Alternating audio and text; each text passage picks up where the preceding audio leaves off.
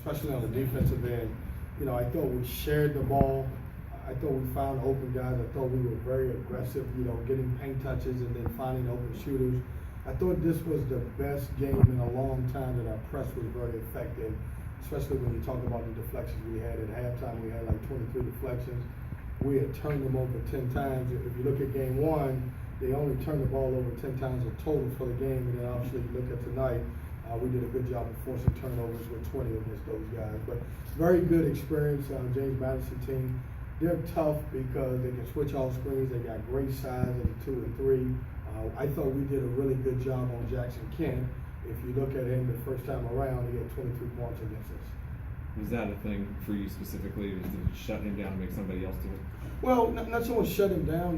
We were disappointed when you looked at it. I thought in the first game where we played those guys, you look at the numbers, I thought Jackson Kent did a great job getting into the paint, shooting over smaller guards. Also, Shaquille Brown had 18 points where he made some threes because I didn't think we fully comprehended the scout report. So we wanted to come in and do a good job of pressuring those guys, make somebody else handle the basketball, kind of wear Jackson Kent down. And I don't know if he did it, but he didn't have a great game for him. The 3-ball, 21 the other night, and then came out tonight, and you don't discourage it, but you say shoot the right ones. And have you felt the last 2 games that they've gotten back into the shoot the right one theory? Yeah, I thought we took 1 or 2 that was questionable.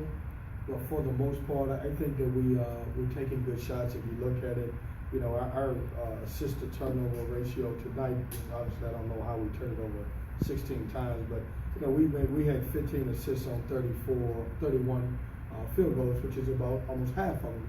And that's the good thing about us. We're making great passes, and we encourage guys to step into shots if they got them to take them. And some of the guys that didn't take the shots the last time out, CJ and Denzel stepped up in the night and took the shots. Just that balance is just showing its head right now. Yeah, we're able to play a lot of guys, and a lot of guys are getting experience. And it's weird because this time of year, and this is crazy, most coaches are shrinking their rotation, and we've added a guard or 2 to the rotation. Reason being is because the way we play, obviously I needed one more guy to be able to step in and play. For us, it's been Jalen Forrest. His minutes have went up, but Ambrose has been really good coming off the bench. So I don't know what type of coach I am. I should have been bringing him off the bench the whole time. You talked about the scouting report, and they even mentioned it too, that we got them into their weaknesses. But what did you feel that did they focus? Did you have to force them to focus harder on it this time? No, this time, Dan, scout reports, and especially for guys who are seniors, it becomes long. You think about 4 years of scout reports and film and all that, and you start thinking that you know more than you do. And we put a lot of work into, understanding and trying to take away some of the team's strengths. And I thought, in the last couple of games, we had lost our focus a little bit in that aspect of it. We were playing good basketball, but I didn't think we were focusing in on what we have to do to be great. A lot of times coaches focus so much on how to stop teams, they don't focus on how they can score.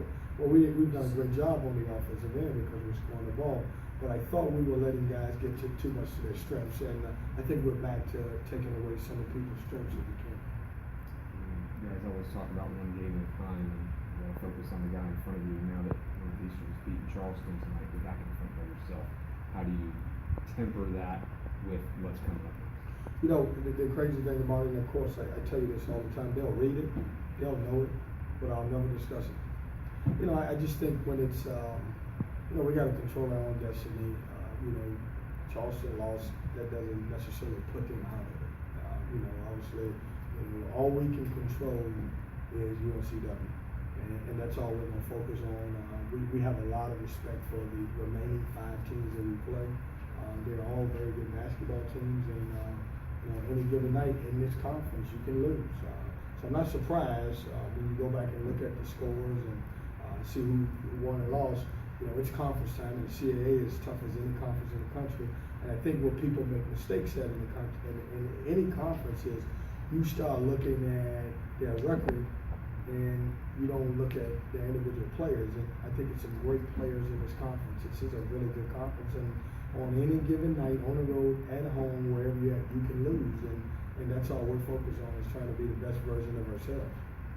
Important is it have the press working at that high pace that you played at again? Because like you said, it seemed to have dipped a little bit, but tonight it looked backwards. Yeah, I don't know if the word I would say, Alex, is dipped, because we get, we've gotten out the press what we want. We just haven't had, if you look at the stat sheet, we haven't had as many steals.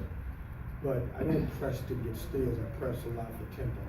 So we've had everybody playing fast. Tonight we had a great tempo, and we were able to turn them over.